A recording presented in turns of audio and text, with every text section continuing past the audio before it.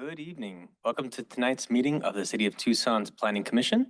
My name is Chris Ortiz-Pino and I am the chair of the Planning Commission. The responsibilities of this body are to advise the mayor and council and the Planning and Development Services Department on the adoption of long-range plans, policies, specific plans, and regulations that affect land use and development. Will staff please call the roll? Certainly. Thank you. Chair Ortiz-Pino, Present. Vice Chair Kinney, Here. Commissioner Lampo, Here. Commissioner Lane, Here. Commissioner McCancy,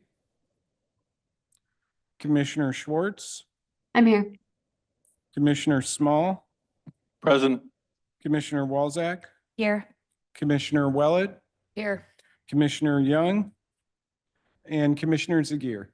Here. Right, let the record reflect that a quorum is present. Thank you so much. Thank you. All right, I'd like to go ahead and call for the next item, number 2, approval of legal action report from April 9th, 2025.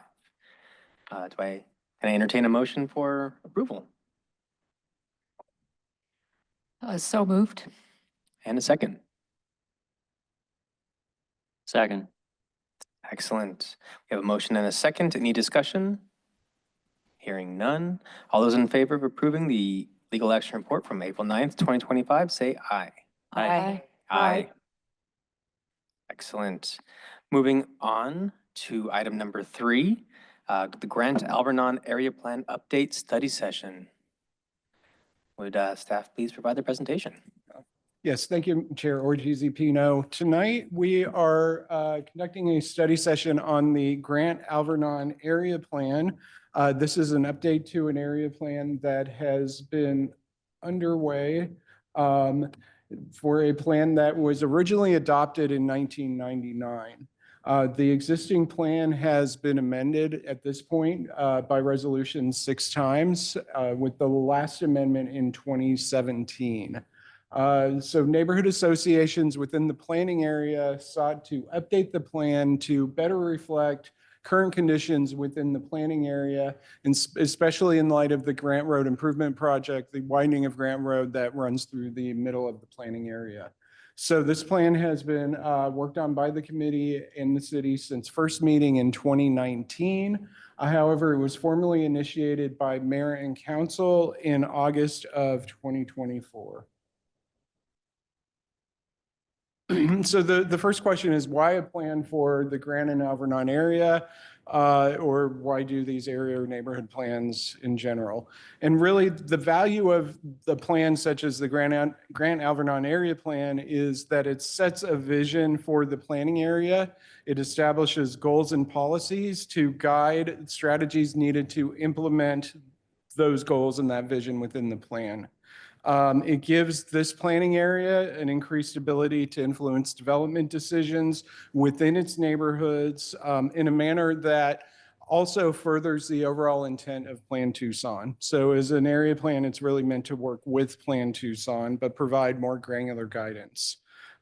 This helps to provide guidance for the preservation of natural, historical, and cultural and human resources in the planning area, and also to accommodate development needs and growth within that planning area. And so this is part of an ongoing process for achieving healthy and sustainable neighborhoods within the planning area. I do also want to reference the image in the slide. This shows neighborhood and area plans throughout the city of Tucson, just to make the point that this is one plan within a broader network of neighborhood and area plans, which provide that more granular planning and land use policy information and other policy information to their respective planning areas. And so in terms of what the GAP planning area looks like, the plan was set up based on a plan development team that was comprised of neighborhood representatives within the planning area, as well as a representative from Tucson Botanical Gardens. And so you have 7 specific neighborhoods within the planning area and the Botanical Gardens, which is just southeast of the Grant and Alvernon intersection in the center of the planning area. So this gives you an idea that the neighborhoods are Cabrini, Dodge Flower, Doolin Fruitvale, North Dodge, Oak Flower, the Garden District, and Palo Verde. And so all of those neighborhood representatives work together throughout the planning process to develop the plan update. It's an interesting plan in the sense that you have so many different neighborhoods that came together to work through this update process. And so this is just a broader example of what the planning area looks like, as well as showing the neighborhood and area plans that surround the planning area, just to provide a little bit more context about how this fits into the fabric of larger city.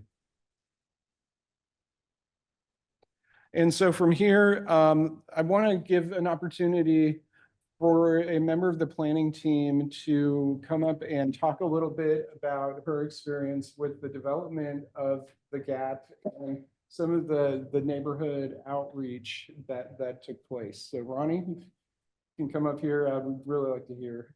Okay. Good evening, everybody. Hello.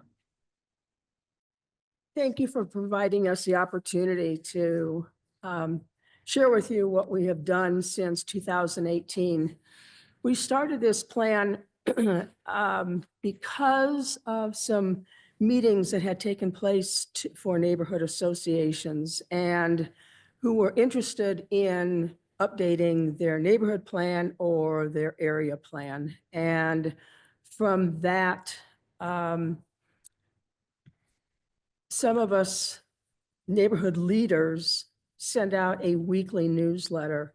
We got together and decided that we would see what kind of interest we had from our neighbors, because this wasn't just 2 or 3 people trying to do this, to work this project out. So that was in 2018. Neighborhoods were sent a tickler, interest. What is your interest? Would you like to serve on a committee? We left it open-ended because we had no idea how long it was going to take. And we received information back that, yes, there was the interest. And then the next step was, did we have someone who had planning experience? Because that was really a big box to check off. And I kept putting it out, making putting an article together for the newsletters that went out to the different neighborhoods. And we finally had a neighbor step up who had been a planner during her previous life. So that's when we went to the city and said, yes, we are interested and we would like to move forward with updating the Grant Alvernon area plan, which we call GAP. We received a matrix from planning department and we sat down with them, received the information as far as what needs to be done, where we were going, just to give us a guideline of what the plan we were looking for. And that was in late 2018, 2019. We, as a committee, started off with about 17 or 18 people, and we expected that, just looking at the 61 pages, this was not going to be a short little check the boxes and move on. But we left it open-ended. We communicated with everybody. We had monthly meetings in person, and then COVID hit. And we said, well, we had built up momentum and there was no way that we were going to stop. So we went to Zoom.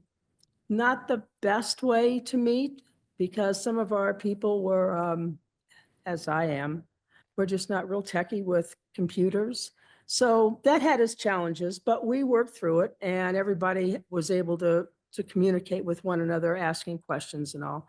Everybody had blocks. They had looked through the plan and showed their interest of areas that they wanted to, that they feel comfortable looking at and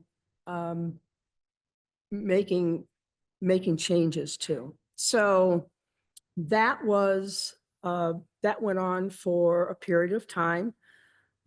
Yes, there was a disconnect, we have to say, during that time, but we would meet with the planning people And we got back into meeting as a group. Our chair at the time did outreach, and we had the people from the Department of Architecture. We had two different groups, and we had given them some uh, s- skills to work on, activities to work on. There was some challenges in communication. You know, they had their thoughts and ideas and we had ours.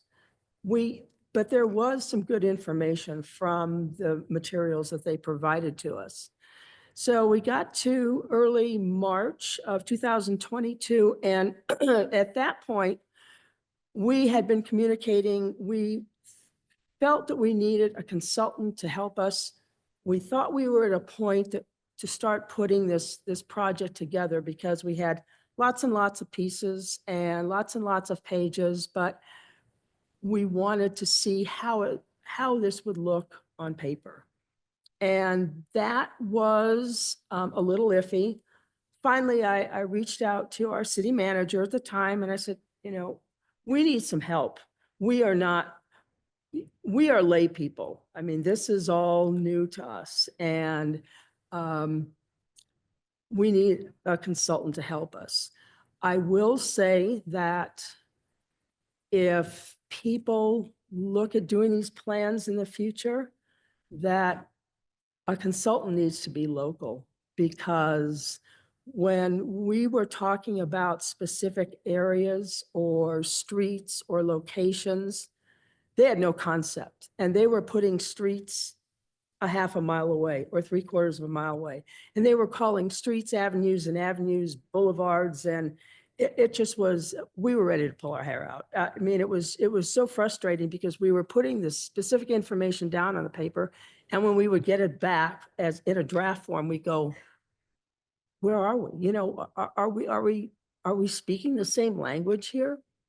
So thankfully, our people with the city heard us, and Carver and Dan stepped in, and we moved forward. And with Corin and with Rebecca, and those type of things kind of settled down. So what we did was we would get to a checkpoint, and our next big goal of what we were working on was, there was a picture up there was with the stickies all over. The first one we tried was outreach at the Palo Verde annual meeting. And we had a table, we had lots of different activities for people to do where they lived in the area of Palo Verde neighborhood. We had maps that we pinned on there. We had different boards of questions, what they liked about the neighborhood, what they needed, what they would like to see improvements on. And then we brought all those together. We also did surveys that went out to all neighborhoods, and we got really outstanding feedback from those surveys. And that's difficult, because not all the newsletters, out of the 7 neighborhoods, only two did a weekly newsletter. And some didn't do a newsletter at all. So it was a lot of outreach from those of us on the committee working with those neighborhoods, trying to get as much information back as possible, because this is inclusive. And we also have an area in the Grant Alvernon area plan that isn't incorporated into any type of a neighborhood. It's a group of HOA townhomes, and we just really had no communication from them, just up in the corner of the plan. So we worked through the neighborhood associations. Everybody was expected to do some type of outreach to them as far as getting surveys back. We had a lot of success with that. And we continued meeting, more so as we were getting down to the end and draft forms. Meg was our person who did everything on the computer.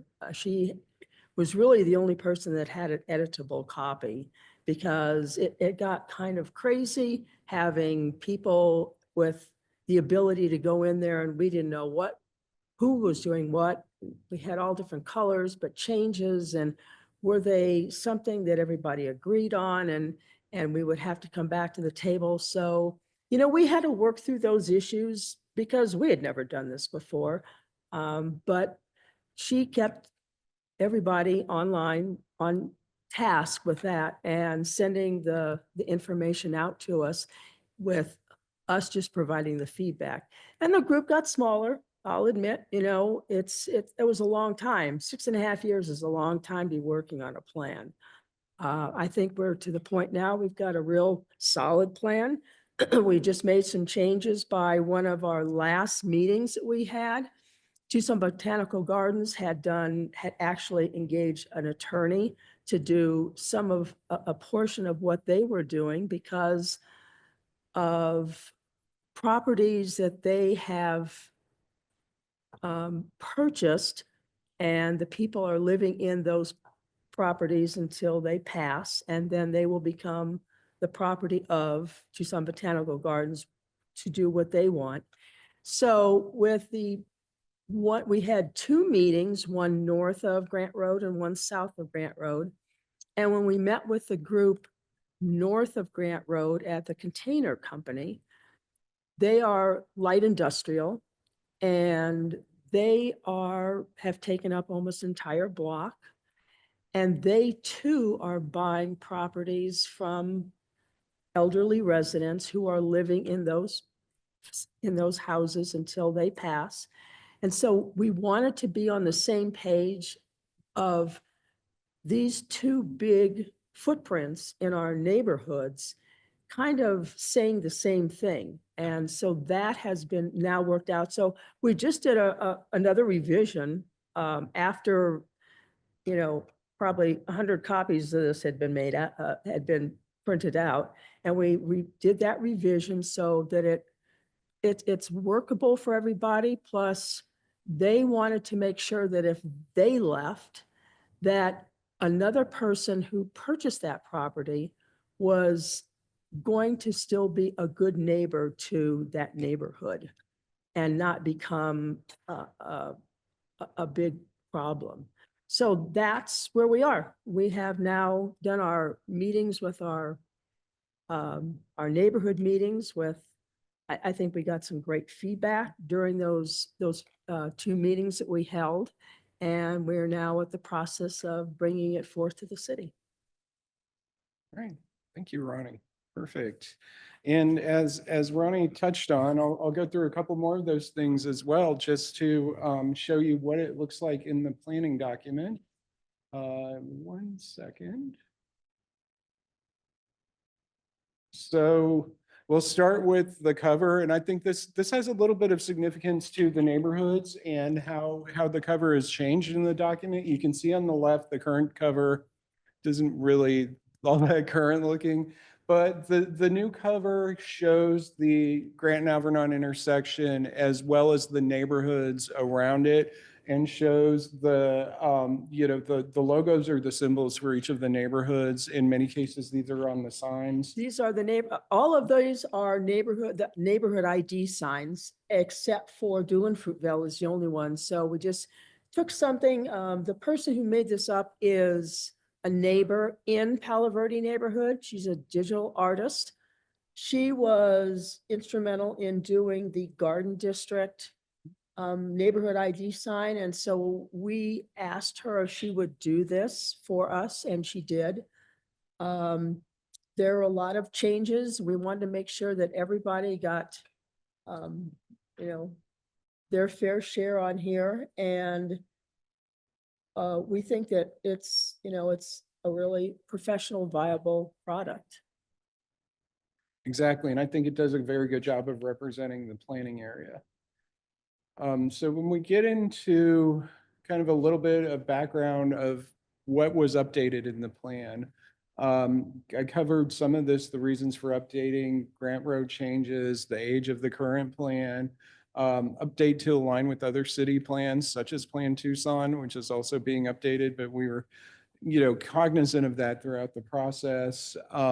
Key concerns were identified through the survey process and the outreach process, concerns about neighborhood protection, as well as development along the corridors. Focus areas, Grant Road corridor, obviously, and the changes that are occurring there. Tucson Botanical Gardens and what the future looks like for the gardens. The industrial land use, this is the AGM container controls area as well. And then something that the committee worked really hard on was a list of community assets that are in the plan. It's mapped at the beginning of the plan in an earlier section of the plan, and then there's an appendix toward the end that gives information on each of the assets and such. We put those, we decided because there were so many, Palo Verde has, I don't know, 28 or 20, just a phenomenal number. And we decided that instead of having it within the plan itself, to put it as an appendix with everybody listed there, pictures, what they do, in the back of that, because it's fluid and people come and people go. And instead of messing with the entire middle of the plan, it was much easier at the end in the appendix to put it there so that if there were changes, it would be much easier to make those changes. Thank you. So when all of that came together, these are the major sections within the plan. Many of them are similar to what was in the previous plan, but each of these sections were updated and reviewed as part of the update process. We obviously updated the introduction.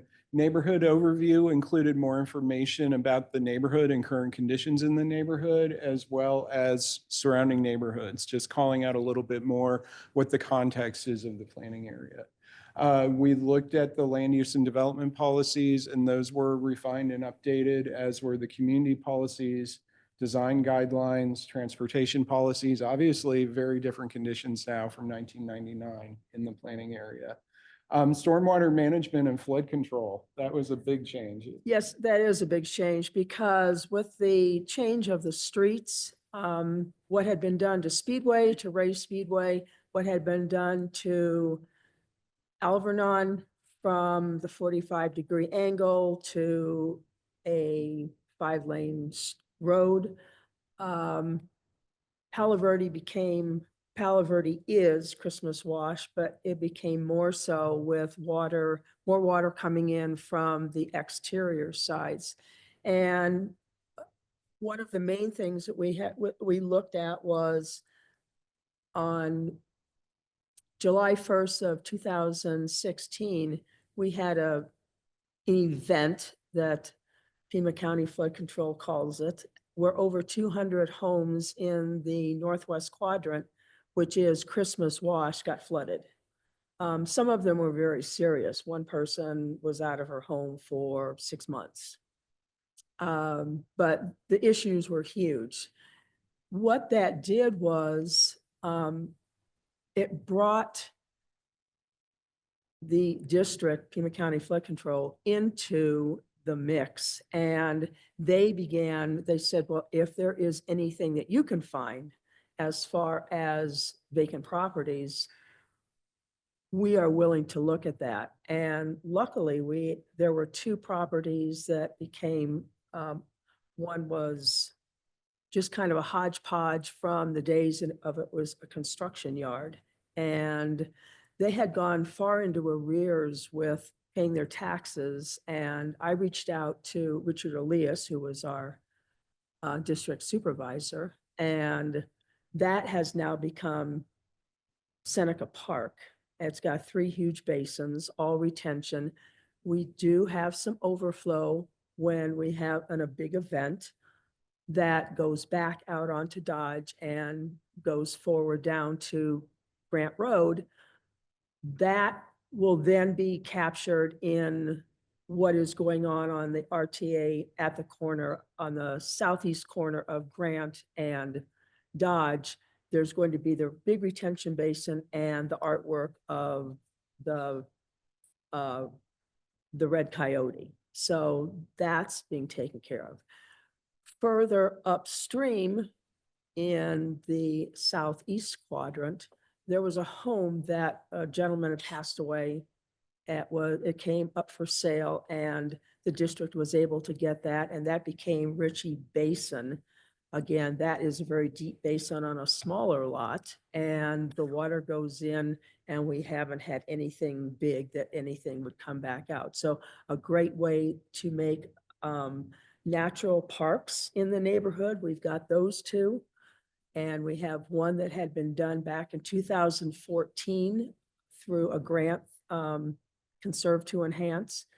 We had done one on a pocket park over at a water well. So all of these are water capture, and we can never have too much of that. Absolutely. Yeah, so thank you for the feedback on that, because that really is an interesting sort of subsection, and I'm glad that we're able to capture that in the plan. We also obviously updated the land use policies, and we'll get into that in a couple of future slides.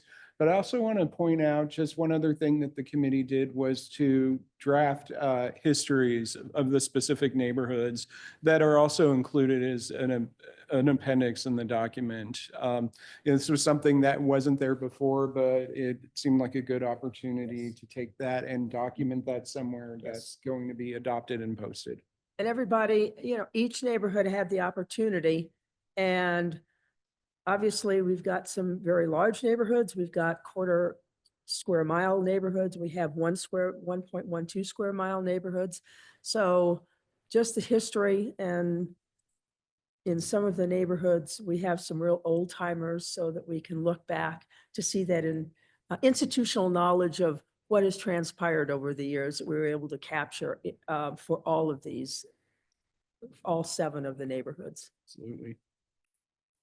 And so as we move further into the plan, one of the major changes was to the future land use, or conceptual land use as it's sometimes called. This part of the plan designates the location, distribution, and extent of land uses within the planning area. It's really intended to guide growth through different land use categories to ensure compatibility of those land uses, provide for that anticipated growth, ensure availability of facilities and infrastructure, and also protect those community assets that exist, which were also inventoried as part of the planning process. This is something that as a area plan or a neighborhood plan is intended to provide more detail and more granularity than something that would be included in Plan Tucson, but they are intended to work together. And so as Plan Tucson is being updated and the gap was being updated, we're able to look at that. The map on the screen right now is the draft proposed conceptual land use map for Plan Tucson. So I just wanted to give an example of what we are working with in terms of the mapping in Plan Tucson, and then we can drill down to what is in the gap as proposed.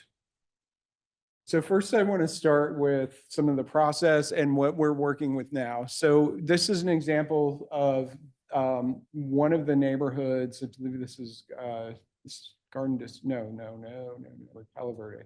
Palo Verde. Yes. So this is It's north. that's a whole thing. Yeah, Except for, well, that's all. except for Oak Flower, which Yep. is from Alvernon to Columbus. Exactly. And the area up at the top above Oak Flower that is unnamed.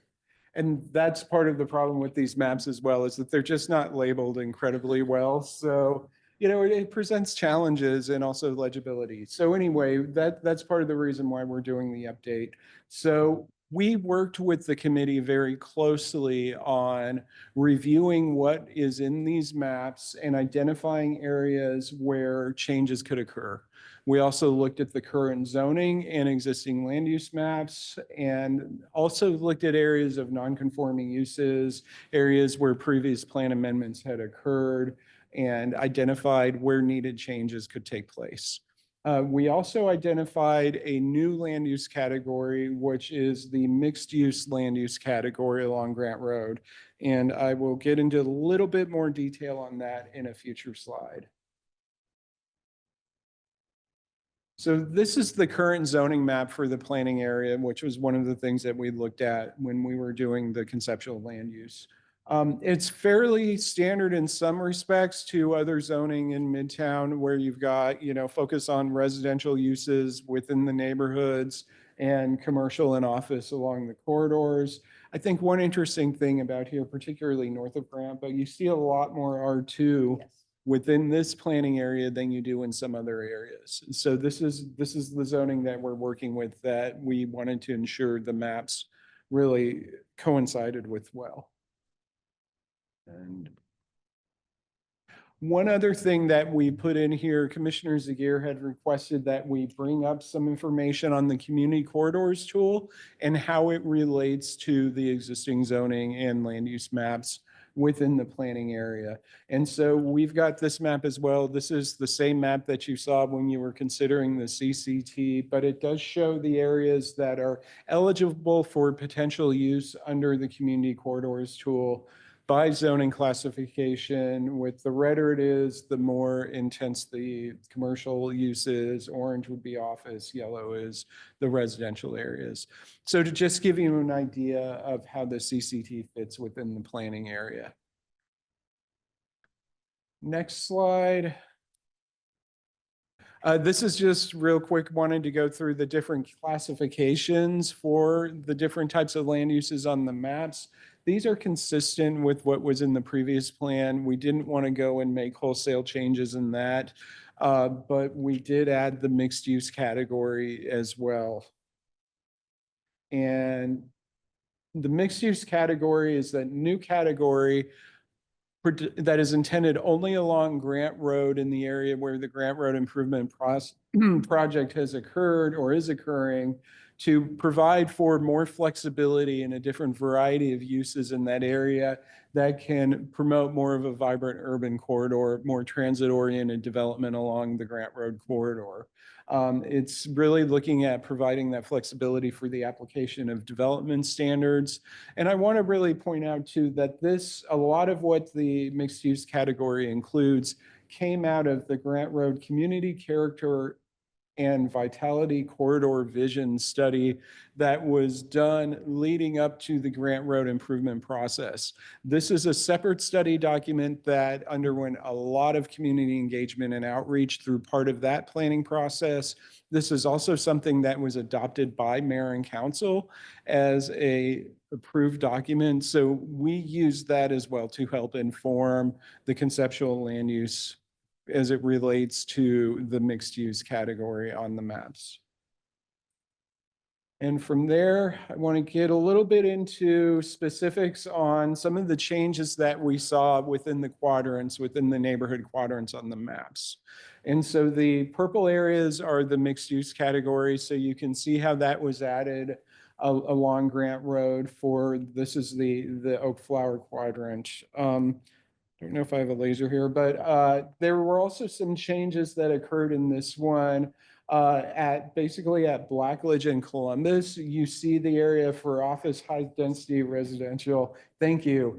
That is an area where that has been developed since the previous plan was created, and what is there now reflects what's on this map versus what was within the plan previously. So we just wanted to make sure that we're bringing consistency to that.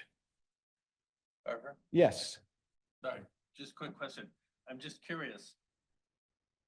Oh, no.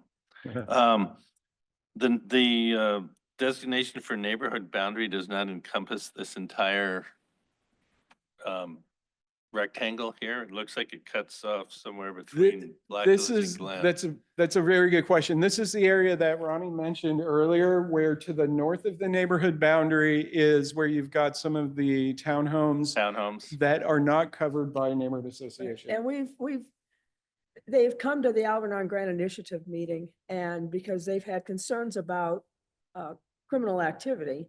And so we have reached out to them as far as coming and working with us, and we'll work with them as far as getting neighborhood block watches going in their area or having it become, because it is an HOA over there, they could become in itself, they could become one small neighborhood association.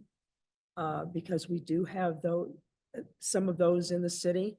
So I think they're in the process of the talk stage within their own community to see if they want to go forward and how they want to do it. Do they want to become actually a neighborhood association, or do they want to just do neighborhood watches on certain blocks? So. But it does we're appear waiting that for there's them to other start types of occupancy in there too. There's office, and there's a couple different types of office, and there's some, obviously the high density residential, the yellow is the townhomes, right?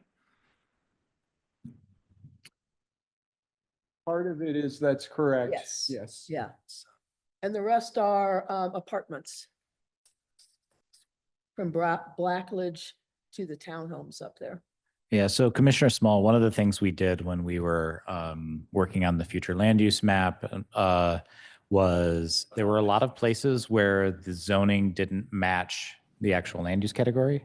And so you see some of that here to where there's some R3, but it was listed as a different land use category. So a lot of those land use categories ended up being changed from the past plan to this one. So they are now consistent with each other. And so those yellow portions are where it's zoned R3. There may not be multifamily, but in some cases there already is. That's just the zoning of them, yeah. Yeah. So it matches that zoning. Okay. So just if I could jump in and clarify a question, just everything outside of that thicker black boundary to the north is not in the neighborhood plan itself. Is that correct? That is not correct, Not correct, Commissioner okay. Willett. I will, once I get back here, the area in the black neighborhood boundary is part of the Oak Flower Neighborhood Association, but the entire box is within the planning area. So it is a Gotcha. little, yeah. Okay. Yeah, I think if we could look at clarifying that in the legend, because it's a little hard to follow that black boundary and it doesn't specify exactly that, I think would be helpful in that Certainly. understanding.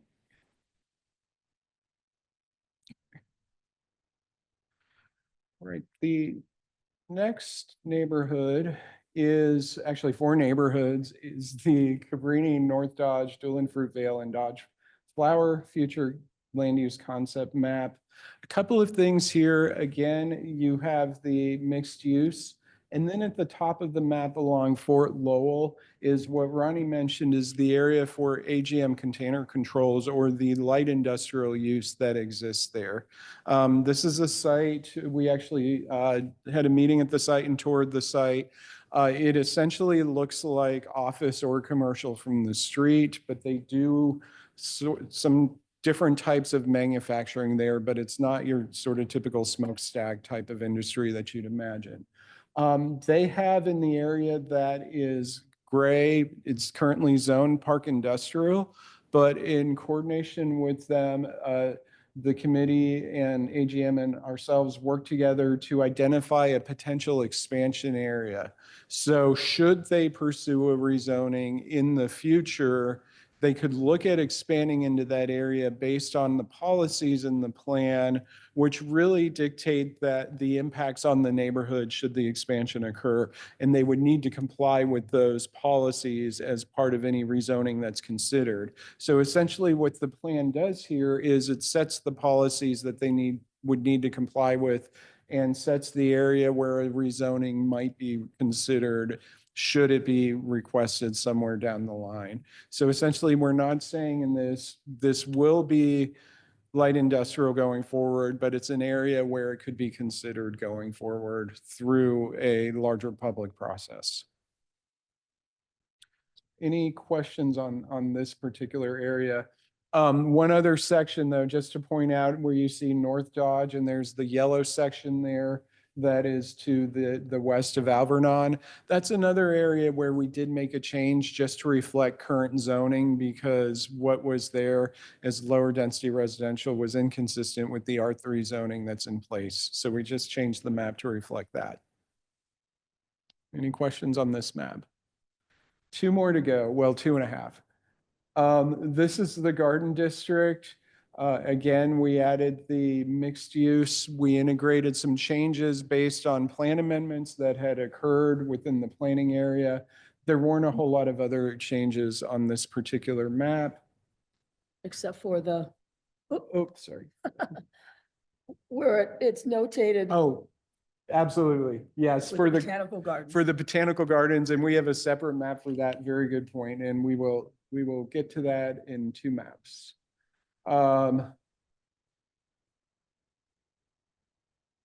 This is Palo Verde, and in terms of this change, we also made a few changes, I believe, along Speedway to reflect current conditions, as well as adding the mixed-use category along Grant Road.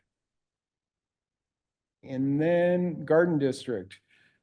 So we did, or Tucson Botanical Gardens, we did something similar with the botanical gardens as we did with AGM container controls, in that we identified a future planning area for the gardens.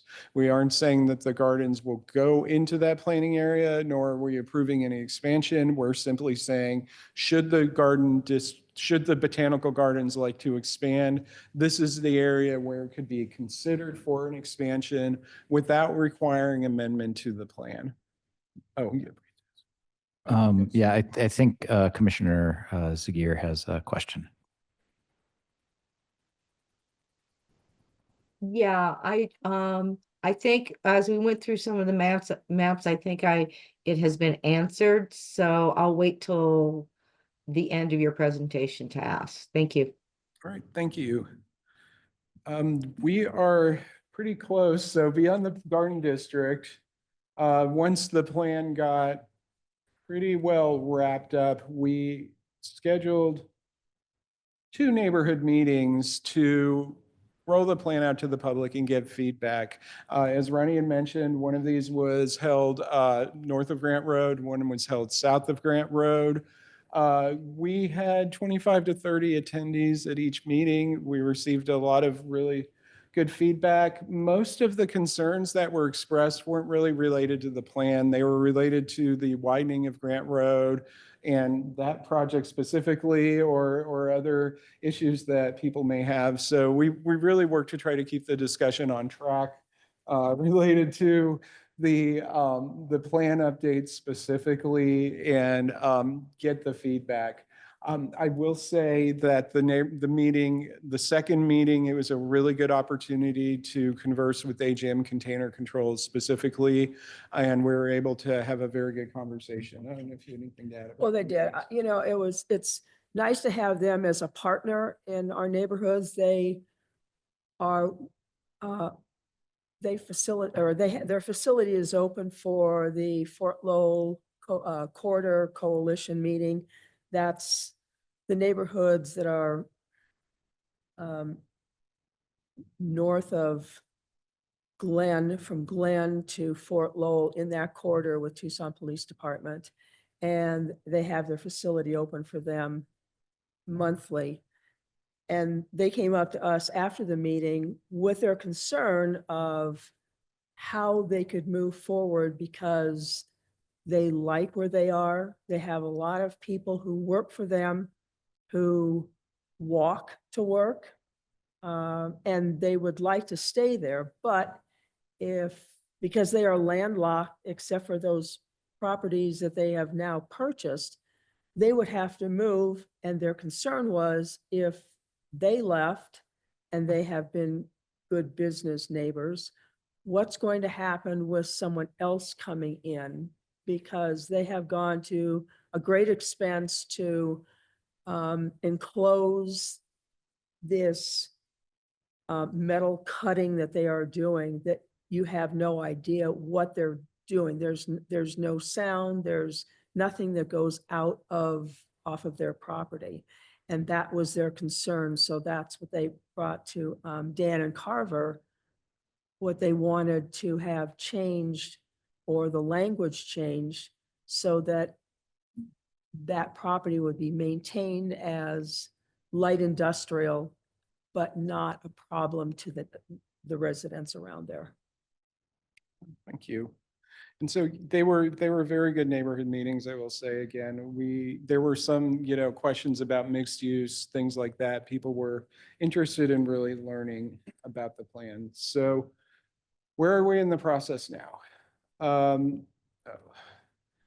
We're at our study session. Hopefully you will move this to public hearing. We're looking at potentially a June 4th public hearing. And then from there on to mayor and council, which will likely be August 6th, since there is not a July meeting. And so based on that, staff's recommendation is that the planning commission set this item for a public hearing, planning commission public hearing on June the 4th. So with that, I will open up the floor to questions. Commissioner Walczak. I have questions. Yes. Hi, Ronnie, Kylie, hi. This is exciting to see your plan finally come up for approval because we in our neighborhood have been tracking along roughly the same timeline. It's taken forever. I just have a couple of questions, a couple of them just out of curiosity, but I'm thinking about neighborhood plans and how laborious they are. And is it unusual in Tucson to have an area plan involving so many different No, neighborhood there are a lot associations? of area plan. Are your area plans? Right, there are where a lot quite- of different neighborhood Yeah, associations there come are together quite to a work few on of one? them. I can't give you the exact number. I'm sure that someone here can.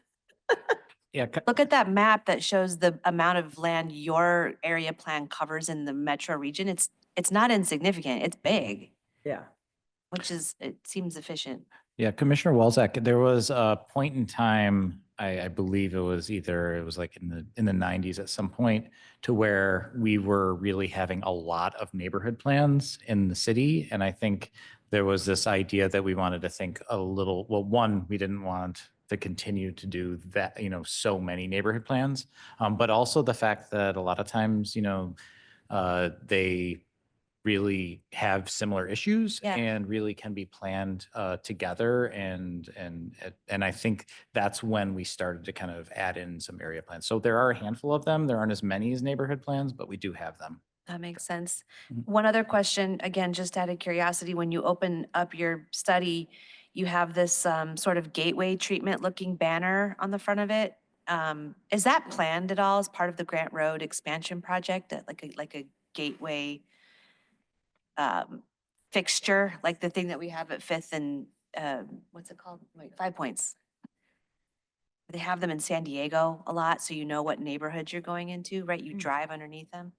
I don't believe it is, but it was something that came up out of the design from the neighborhood for the cover. Pull everything together, yes. Okay. And then, okay, I think you touched on this in your presentation, Carver, but I was maybe not paying as close of attention then as I should have been. But I'm curious, Ronnie, what the discussions were like in your neighborhood. Why mixed use designation only exists along Grant Road, and then not on the other along the other major or arterial streets, and how the corridor, the community corridors tool might impact those other streets? Because, well, first of all, I'm just curious, was the fact that there's only mixed use along Grant Road intentional in your plan? Did people not want mixed use elsewhere? So Commissioner Walczak, I can talk a little bit to this, and then Ronnie, feel free to Oh, jump go in. ahead. So there's a couple things related to this, is that there are land use categories on other corridors that are also residential, office, commercial. And so those are technically mixed use. Mixed use, yeah. What this was a reflection of that CCV plan that we had mentioned previously, which had specific direction related to that. So it was a CCV plan, and then there were plans for potential expansion of the Grant Road overlay as well. So again, it tracks with that as well. And that's the reason why there's the differential between the mixed use corridor on Grant Road versus on the others. There's planning that went behind that. Okay. And then just last, is it too late to fix a couple of typos in the introduction Not at before it all. goes? Okay, Thank great. you. We can talk about You know, that. you can only look at this I know. a million I know. times and you can look at it and still, and the number of people who have proofread this. Oh, Um, I get and it. we've got a lot of teachers and it just, I guess you become numb, your eyeballs are just, so no, please help us. We appreciate it. Okay. Great job. That's all. Those are all my questions. Thanks. Commissioner Zagier. Oh, hi. As I requested, I sent out an email to include the CCT mapping of potential areas that can change the zoning as far as height. And I'm not sure if the neighborhoods in the area of the Gap are aware of the new CCT regulations and how that might affect the heights next to the residential areas. And as Council Dahl brought up, that neighborhood notices would be sent out if somebody is applying the CCT tool or the CC tool to any of the areas, well, throughout Tucson along the corridors and arterial streets. So will the map that you so kindly brought up, again, thank you so much, with short notice for you to pull up the map of that area. Thank you for doing that. Will that be included in the Gap area plans as far as a new update to certain zoning and mixed use? Because it is mixed use as far as because you can have commercial on the bottom and residential on the top, as they do along downtown corridors. So is this going to be included in the Grant Avenue, the area plan? Commissioner Sajir, so the existing zoning map is included in the plan, and the CCT is tied to the existing zoning within those areas. So it is through that sense. I will say that, we have had a lot of conversations about the CCT with both the GAP committee, but also it was brought up at both of the neighborhood meetings, and we did discuss that. So it has been a part of the discussion throughout, and they are aware of that tool and the potential use of that tool. Great, thank you so much.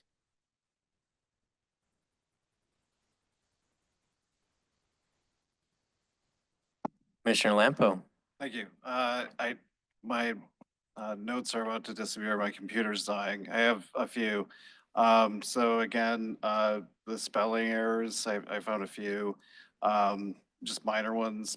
On page 16, it's list. There were a few others, really minor stuff.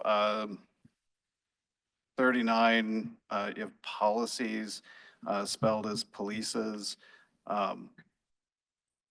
The kind of a nitpicky thing about the these generalized land use maps is that the low and moderate density residential is in a separate category. Be good if that could be in the same legend side as all the other land uses. I had a question for you. There's a lot of references to CPTED, crime prevention through environmental design. What was the purpose for that? SEPTED? Yeah. Well, we are the central city. We are central city neighborhoods, and there is a lot of criminal activity. That is apparent by the project that the city of Tucson Police Department is doing right now with the Viva project over in Dodge Flower at 2550 North Dodge. So one of the main things in our neighborhoods has been for 18 years. The Alvernon Grant Initiative started 18 years ago because of a project that was being done in the Dodge Flower neighborhood in the previous year, and it was called Meth, Get Out of Dodge. So what it ended up happening was our criminals don't know boundaries of Grant Road. So what was happening was that the balloon was being squeezed. They were being pushed out of Dodge Flower. They were coming across Grant Road into Garden District and Palo Verde neighborhoods. And what we saw was a huge uptick of larcenies and burglaries and stolen vehicles and petty theft, whatever. That was the reason for the initiation of the Alvernon Grant Initiative. We meet monthly. When we first started that, it is a monthly meeting. People come to that. It is a place where neighbors can speak freely and not be afraid of retribution. They can speak to the police department about concerns with anything crime related. I've got a drug house next to me. I've got a meth house on this side, whatever it was. So that has always been a focus in our area. And as the police department has said, Midtown Police Department, and actually the commanders from the chief down, if you look over that area, it's kind of like a bubble because we are so attuned to hardening the target. And that is a portion of it, is the SEPTED of how to make yourself safe. Thanks. A few others, and of course, my computer just died. I had a full list I wanted to share. It's okay.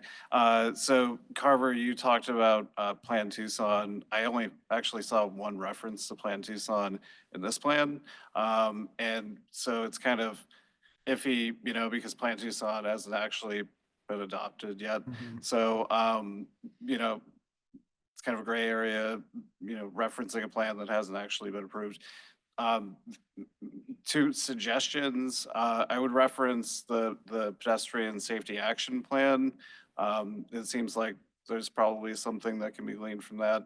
And then also the Pima County multi-jurisdictional, multi-hazard mitigation plan. Issues with flooding, environmental issues, referencing that would probably make a lot of sense. Other than that, I think it's a great plan. I used to live in Palo Verde. I used to live on Pima and Howard for a few years.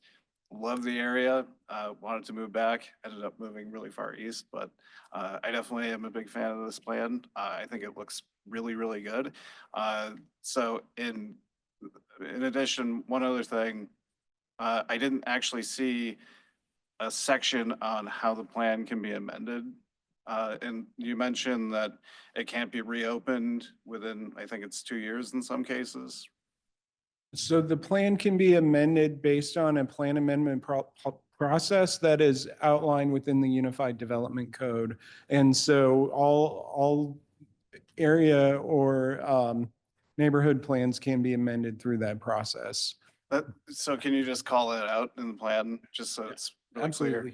Absolutely. Another few, it would be nice, you're making a lot of very specific design recommendations. So chicanes and traffic calming measures. It'd be really good if we could just pull some of those schematic drawings and stick them in the plan. I'm sure you can find them somewhere pretty easily. Just so there's something to reference. There were a few in there that I thought, man, there should be a We've got drawing in lots of here. those in the neighborhoods. Yeah. But other than that, I think that's pretty much it, but great job. I'm a big fan, so thanks. Thank you. I just wanted to recognize Vicky has her hand raised. This is a study session, so you can speak at call to the audience when you have a chance, when you want.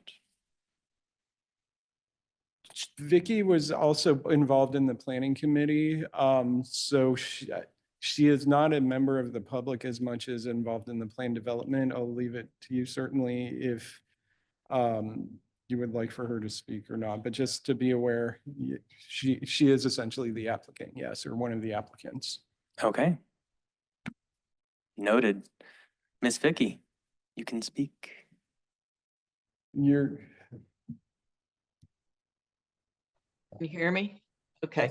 Now, I just wanted to talk to SEPTED that it's a more current community policing concept that does it hardens the target, but it also gives designers ideas about if they do this, they might be creating a police problem and a safety issue. And it's a national kind of philosophy that a lot of police departments have adopted, as has the police department in Tucson. So, and it from a planning designer point of view, it makes a lot of sense about hardening the target and making people aware that, you know, there's a space and you can't come in. And so I just wanted to reference that. Thank you. Commissioner Willett. Just wanted to echo the comments on the typos there, and particularly take a look at your list of commissioners who are listed there. I think you're missing some, particularly myself included. So, and then Kylie's name is spelled incorrectly. So double check, make sure you have all the right folks. But with that, if there is no other discussion here, I will some go ahead and things to say. make the motion. What? Yeah, I was gonna wait till everybody was finished the Oh. discussion before I ask for a motion here. Quick question for staff. Sorry, former chair. What is the authority of an area plan or a neighborhood plan in contrast to the zoning code, Unified Development Code? Yeah, Commissioner or Chair Ortiz Pino. Yeah, so it's policy guidance. It's utilized in general when a rezoning comes in to provide guidance for really to make sure that it meets that kind of, I guess, vision for those areas. And so it's really intended to implement the general plan. So it's more specificity than the general plan has. But it's really reviewed as a policy document. It's not regulatory like the Unified Development Code is. So you really do, you look at the policies, you look at the land use maps, and really think about it holistically and make sure that it really meets the intent of that plan, and that it's in conformance with that plan for when you go through and have a proposal that comes in for like a rezoning or something of that sort. So in certain areas of the plan, guidelines, policies are more restrictive, what happens then? More restrictive than the And- zoning code? Correct. Yeah, so in a lot of senses, you will see sometimes when it is more restrictive that those get actually added in as potential rezoning conditions when it comes through, or if it's not in conformance, there could be adjustments that are made to that plan before it comes in and actually comes into conformance with that area or neighborhood plan. Well, no, if the zoning, if they're not going through with a rezoning, then it doesn't have any impact on So that for development, the example, by right development. Design guidelines are just guidelines. They cannot be enforced by, a developer who is developing something by right. That is very correct. Yes. Sorry, I misunderstood the Okay. question.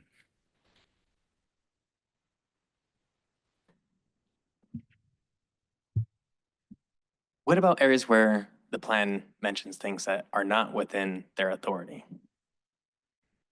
So, there are a lot of areas in here that may not be necessarily related to land use, which is really the primary, one of the primary purposes that we use it in planning and development services.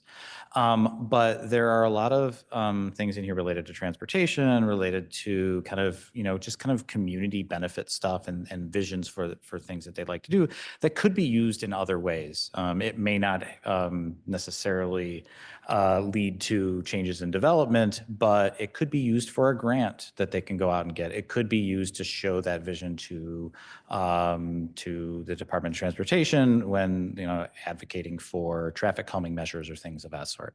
And so while it may not have kind of the regulatory or the policy backing that the land use portion does, it does provide a document that the neighborhood can point to show kind of what they'd like to see in that area.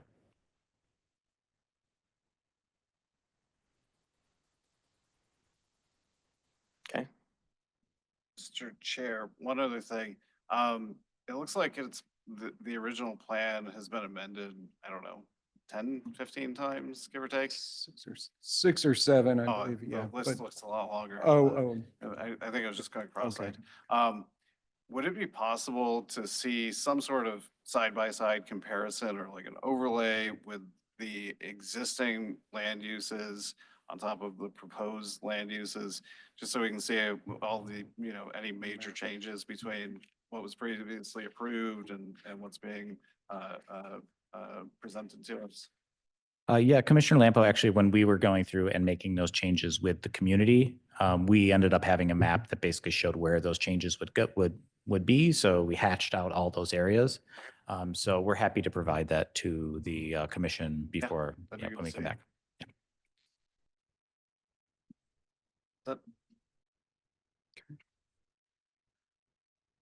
Looks like Commissioner Zagier has her hand up. Hi, not so much a question, but just a comment. So, as far as area plans are very beneficial, I know that the PDSD, of Tucson, do when people come in and plan on developing an area, whether it's a business or apartments or houses, as they guide that developer to the current area plan. And as a suggestion, as far as this is what the neighborhood wants to see as a way to addressing the needs of that neighborhood. The developers don't want to fight with neighbors. They'd rather find solutions to work with neighborhoods rather than going against them. So a neighborhood plan may not be a regulatory type document, more of a Plan Tucson policy, what they want. And it shows when businesses and developers come in, it shows that they are respectful of the area they're moving into, and generally they would like to work with them. Anyway, that's just a comment. Thank you.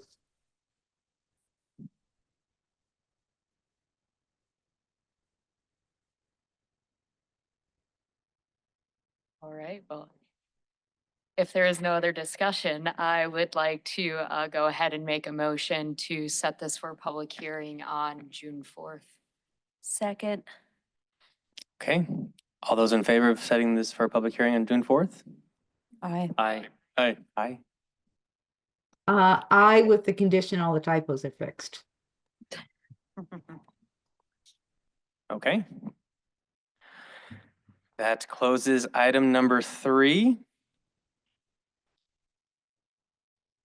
Call for item, oh, there's a whole other page to this. Okay, Thank you, everybody. item number 4, staff announcements. PDSD staff announcements.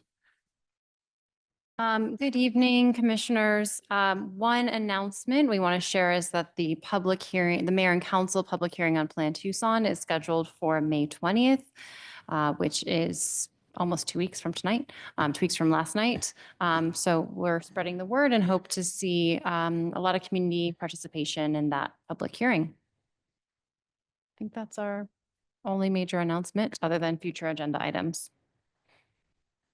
Future agenda items. Yes. Yeah. So future agenda items, the public hearing for the Grant Alvernont area plan, we're looking at in June. And then also the major streets and routes plan update will be coming to the Planning Commission for a study session. I don't think we have a date quite yet on that one. They're still in the middle of some public outreach that they're doing, but that'll be coming to you in the near future.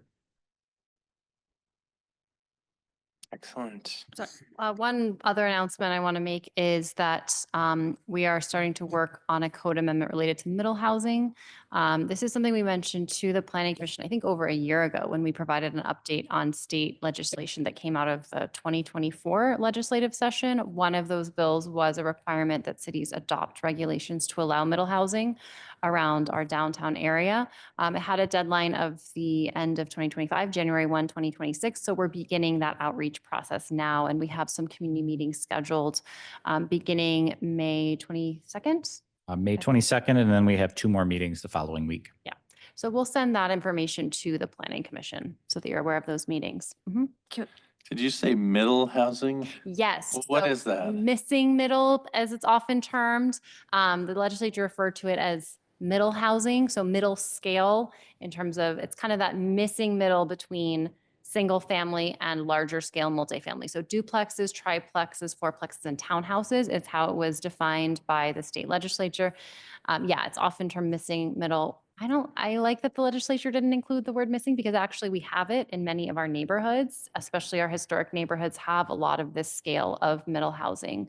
But our current zoning makes it very difficult to build that scale of housing. So these new regulations are geared towards making it easier to build. Would it middle include housing. some of those smaller courtyard apartment? Bungalow style development? Yeah, those weren't specifically called out, but I think that is the scale of development that we're looking at fostering more of in the community. Mhm. Good question about that. Will you be including the Drackman report that was recently written or having Yeah. them come make a presentation to us? Sure, perhaps? that's a great idea. We can share that information when we send information about the public meetings to the commission. We can share that report and we can share a recording of their presentation to mayor and council. But we could also consider having that at one of the future meetings. Mhm. Can you repeat that? You can share a recording of their presentation with mayor and council? Exactly. We actually had the Druckmann Institute researchers who did that study, Bill Mackey and Greg Beach, they presented to mayor and council about 2 weeks ago. Okay. We presented the findings of their research to get direction from mayor and council on how to move forward with the middle housing and got some input and direction. So we can actually share that recording. It's about a 15-minute presentation that you might want to. And you'll share clearly with us the direction that mayor and council also, okay. Yeah, the direction was really to bring these options to the community and get feedback. And without getting into too much detail, basically the Druckmann Institute gave us 4 options, kind of from do what is the minimum required by state law all the way to expand these options citywide with some middle options of, some other areas to expand to the city, including our corridors. So they gave us a range of options. I would say mayor and council were leaning towards those middle options of going a bit beyond what was required by state legislature, but not probably the full citywide option, but really wanted input from the community. So we're taking that full slate of options to the community for feedback at those upcoming meetings.